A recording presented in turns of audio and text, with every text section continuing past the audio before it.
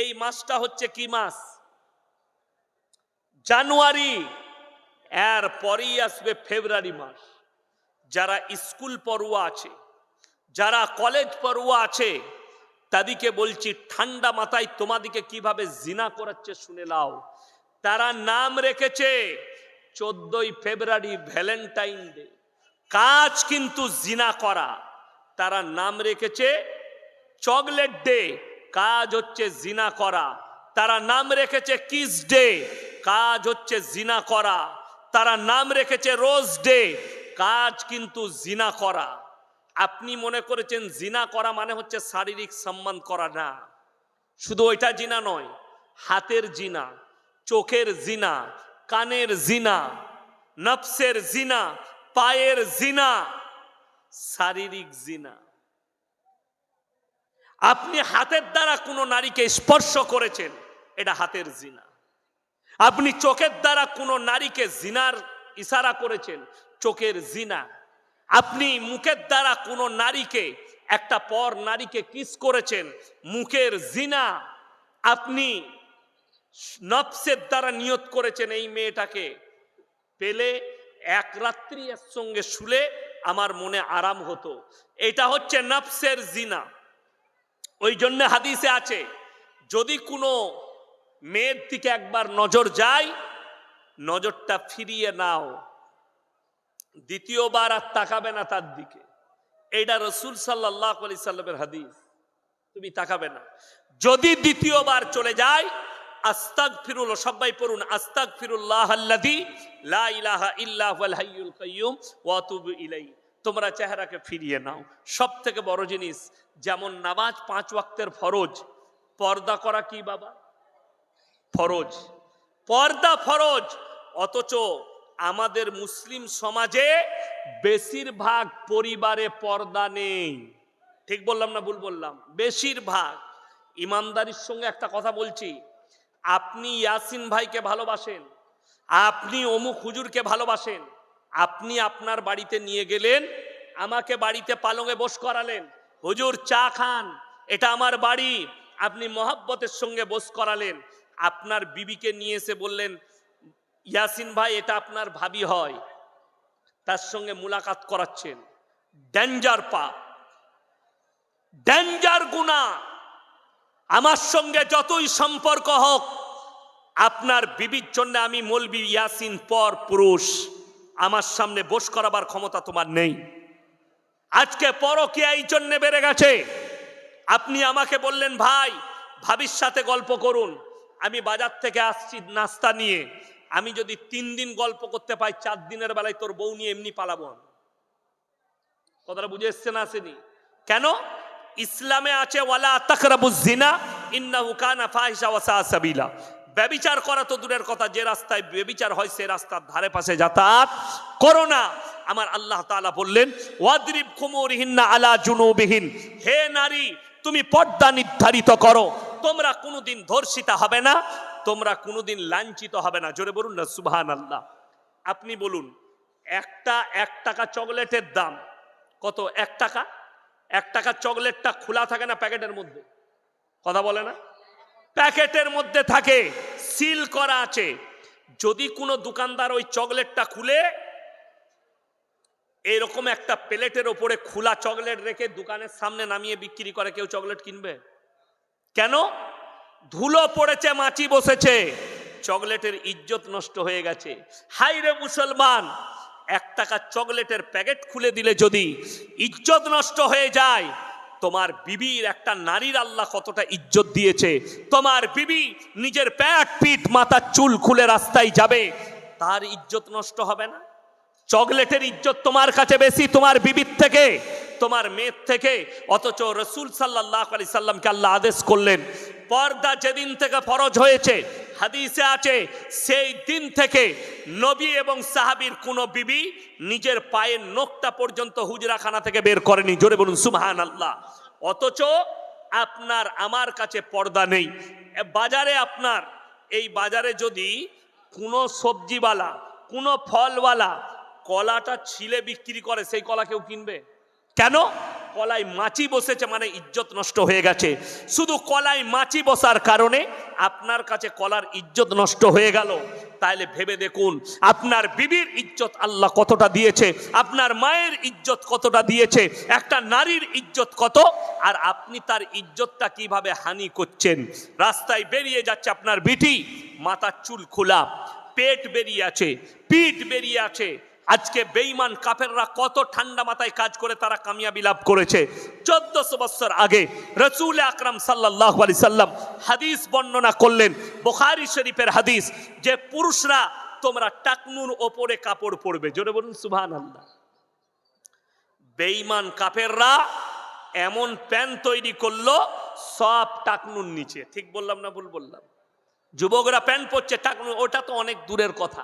আমি জলসা শেষ হয়ে গেলে, ঈদের পরে 1 মাস জলসা আছে, আমি মে মাসে মুম্বাই চলে যাই, 1 সপ্তাহ থাকি। আমার ভাই আছে বিরাট এম্বুটারি কারখানা, তার বাড়িতে থাকি, ঘোরাফেরা করি। এক যুগে আমি মুম্বাই একটা মাদ্রাসায় ছিলাম, মৌলানা শাহ আবরারুল হক সাহেব রহমতুল্লাহ আলাইহির মাদ্রাসায়। তো আমি প্রায় যাই ঘুরতে।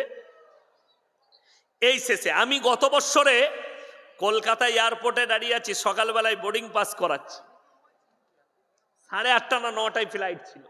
তো আমি রাস্তায় লাইনে দাঁড়িয়ে আছি, আমার সামনে একটা বিহারিদের ছেলে এমন প্যান্ট পরে আছে মনে হচ্ছে খুলে পড়ে যাবে। আমি তাকে বললাম, ভাইয়া थोड़ा ऊपर कर लो ना तो पीछे गड़बड़ हो जाएगा। से আমাকে বলছে हजरत ये डिजाइन है। हम साला ऐसा भी डिजाइन का पैंट निकाल चुका। এরপর ভেবে দেখুন, ওই প্যান্ট পরে ওই যুবক যদি নামাজ পড়তে ঢুকে, তার পেছনে যে থাকবে তার আর নামাজ হবে? ও তো সিজদায় গেলেই পেছনে যে থাকবে সে আলী বাবার গুফা দেখতে পাবে। নামাজ এমনি শেষ। কথাটা বুঝতে পারেননি? নামাজ এমনি শেষ। আর বেঈমান কাফেররা ওই জন্য এই প্যানগুলো তৈরি করেছে, এদের ঈমানকে ধ্বংস করে দাও। বুখারী শরীফের হাদিস, মায়েরা ভালো করে শুনবেন, মায়েদের জন্য মহিলারা টাকনুর নিচে কাপড় পরবে। বেঈমান কাফেররা সালোয়ার তৈরি করেছে, সব মেয়েরা এখন এইখানে কাপড় পরছে সালোয়ার। অনেকজন আবার পায়ে কালো সুতো বাঁধছে। কালো কার? বলছে এটা কেন বেঁধেছিস? বলছে লজল লাগবে না। তো গলায় একটা দড়ি বাঁধার মরবি না। নাউজুবিল্লাহ, শিরকের সমান পাপ হবে।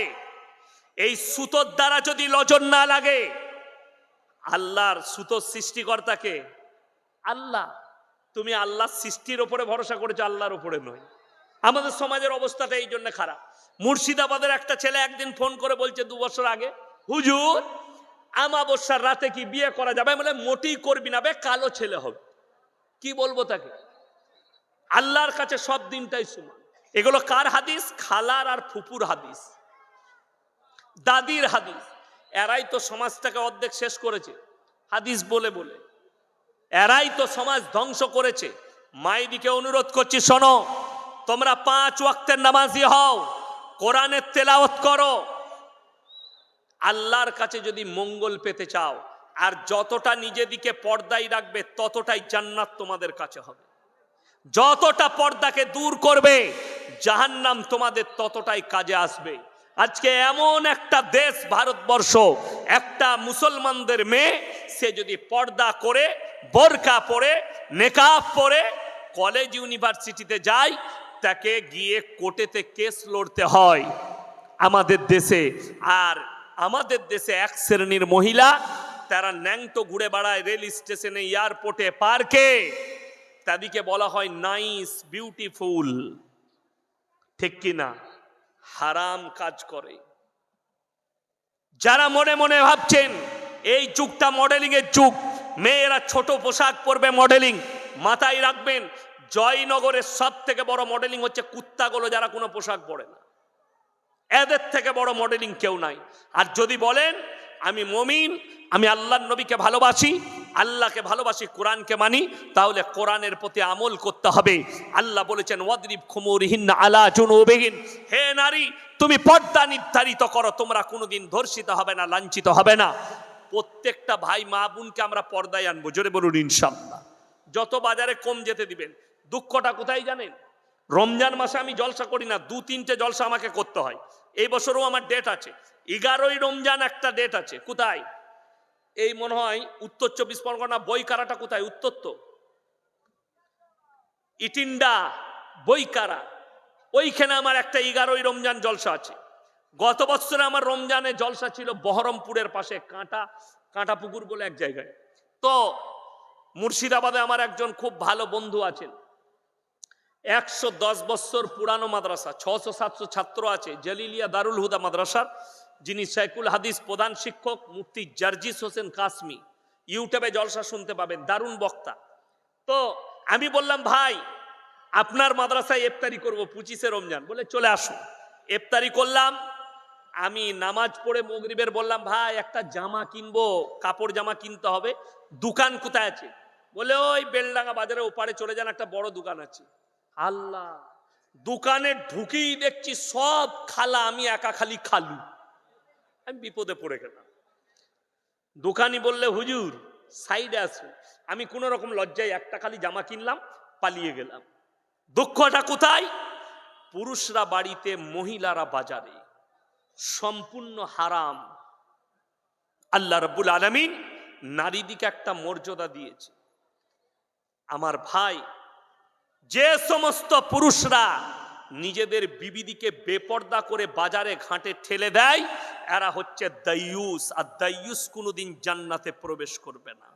দাইয়ুস পুরুষের প্রথম লক্ষণ, তাদের বিবিদিকে বাজারে ঘাটে বেপর্দা করে ঘুরায়। সবাই পর্দা করবো, জোরে বলুন ইনশাআল্লাহ।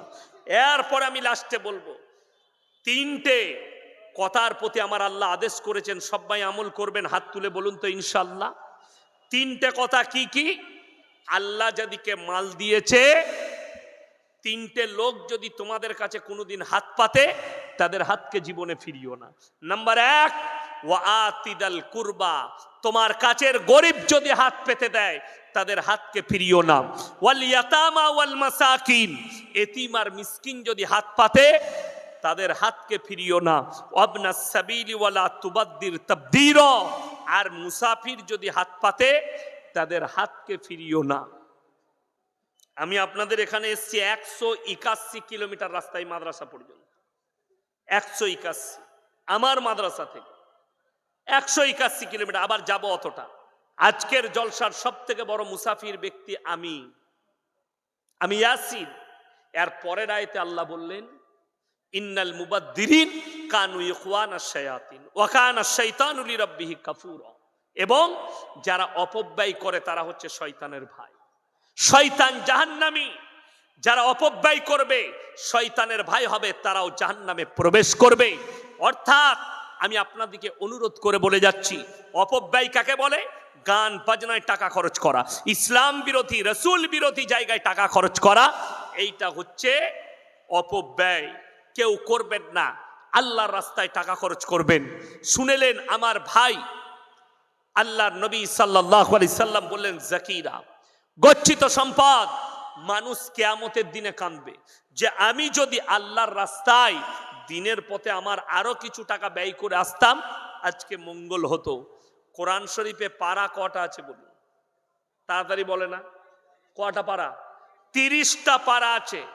আমি বলবো 30 জন ব্যক্তি 30টা কোরআন শরীফের পয়সা 1000 করে স্টেজে এসে আমার হাতে দিয়ে যাবেন। যদি না থাকে কাল দিবেন, পরশু দিবেন, খালি মুলাকাত করে নামটা লিখিয়ে যাবেন। 30 জন আল্লাহর বান্দা যদি লগত থাকে দিয়ে যাবেন, মাত্র 1000 করে বলেছি, আল্লাহর ওয়াস্তে, কোরআনের মহব্বতে, কোরআনের জন্য। আচ্ছা মাশাআল্লাহ, আসুন, জাযাকাল্লাহ, দেন তো 1000 টাকাটা। আল্লাহ আপনার হায়াতে বরকত দেখ। মাশাআল্লাহ, আসুন,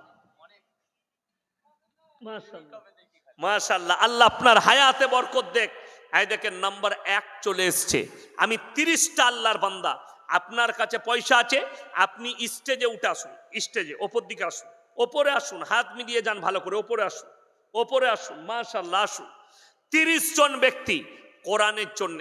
আল্লাহ নবী সাল্লাল্লাহু আলাইহি সাল্লাম মক্কা নগরীতে খালি এলান করেছিলেন, ওমা ইউকরিদুল্লাহ কারদান হাসানা, আল্লাহ হায়াতে বরকত দেখ। মাশাআল্লাহ, জাযাকাল্লাহ, আল্লাহ হায়াতে বরকত দেখায়। দেখেন 3 জন হয়েছে। 4 নম্বর শাহাদাত হোসেন সর্দার ভাই, 4 জন হয়ে গেল। আমি 30টা চেয়েছি। আল্লাহর দেশে এত গোলমাল, জানাজার ময়দানে দাঁড়িয়ে ওয়াদা করলো, আমার বাপ যদি কোনো ঋণ করে থাকে আমাকে জানাবেন, আমি পরিশোধ করব। ওয়াদা করলিল। 1 মাস 2 মাস পরে একজন দোকানদার এসে বলল, তোর আব্বা আমার কাছে 1,500 টাকা ধার নিয়েছিল, ওই কবরে যা বলবি, যা কবরে গিয়ে বলতে বলছে। এরকম মাল আছে না? না, তুমি ফেরে পড়বে। যেহেতু এতগুলো মুমিন ব্যক্তির সামনে দাঁড়িয়ে তুমি ওয়াদা করে নিজের মাথায় চাপিয়েছ ঋণটা, এরপরে তোমার আব্বা ঋণী লয়, তুমি হচ্ছে ওই ঋণের ভাগদার, তার বাপ আর থাকবে না। যেহেতু তা না হলে তুমি বলে দাও জনসমক্ষে, ভাই মুমিন ভাইরা, আমার আব্বা যদি কোনো ঋণ করে থাকে আপনারা ক্ষমা করবেন। আর ক্ষমা করা হচ্ছে মুমিন ব্যক্তিদের একটা বড় গুণ।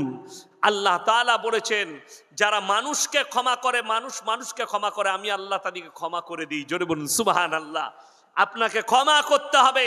আমি ভাই ঋণ পরিশোধ করতে পারবো না, আমার সেই ক্ষমতা নেই, তাই আমার বাপ যদি কোনো ঋণ করে থাকে আপনারা ক্ষমা করে দিবেন। আমার বাপ যদি কারো অন্যায় করে থাকে আপনারা ক্ষমা করে দিবেন। কেন বলা হয়? এই ঋণ মারাত্মক জিনিস, আল্লাহর কাছে কিয়ামতের দিনে হিসেব না দেওয়ে পেরুবার কোনো রাস্তা পাবে না। ওই জন্য ইমানদার ভাই, আপনাদিকে অনুরোধ করে বলছি, আজকে সবাই বলুন আমরা মুমিন হব। জোরে বলুন ইনশাআল্লাহ। 5 ওয়াক্তের নামাজ পড়া ফরজ না ফরজ নয়? জোরে বলুন। 5 ওয়াক্তের নামাজ পড়া কি ফরজ? ইমানদারির সঙ্গে বলুন, গোটা জয়নগর থানায় যদি সমীক্ষা করা হয় 100 জনের মধ্যে 80টা বেনামাজি বেরুবে। ঠিক বললাম না ভুল বললাম? কথা বলেন। 80টা বেনামাজি। অথচ রাসূলের হাদিস, যার নামাজ নাই তার মধ্যে ইসলাম নেই। আল্লাহ তাআলা কোরআনে বললেন, কিয়ামতের দিনে দুটো দল, একটা জান্নাতে যাবে আর একটা জাহান্নামে যাবে। জাহান্নামী জলেরা যখন জাহান্নামের রাস্তায় যাবে, জান্নাতের মানুষেরা জান্নাতের দিকে যাবে, জানেওয়ালা দল তারা প্রশ্ন ছুড়বে, ফি জান্নাতি ইয়াতাসাআলুন আনিল মুজরিমিনা মা সালাকাকুম ফি সাকার। তোমরা কেন জাহান্নামে যাচ্ছ? তোমরা বলতে আমরা ভালো লোক, তোমরা বলতে ভদ্র লোক, আজকে কেন তোমরা জাহান্নামে যাচ্ছ?